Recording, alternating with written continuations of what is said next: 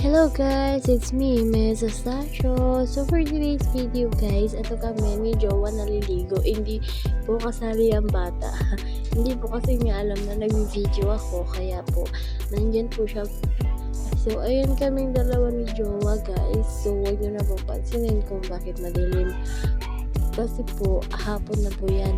Alas 6 na po yan ng hapon.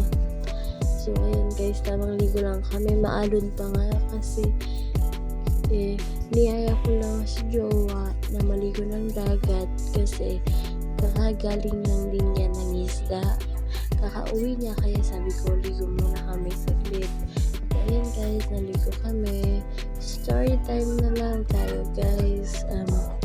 Ako at si Jowa, bago kami nagkakilala niyan, I was 16 years old. Then siya is 21 na siya nun guys, kasi 4 years ang agwat namin.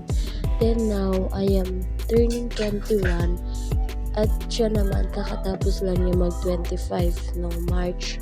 So sinagot ko siya nun bago ako mag birthday ng September 29. Magsa 17 ako nun.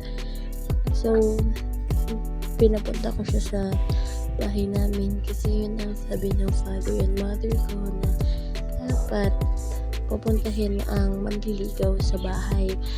At hindi naman ako nagtaka sa kanya kasi kinagabihan nun sinabi ko sa kanya. Then pumunta siya nung gabing yun sa bahay namin. Pumunta siya para paalam kila mama at papa ko.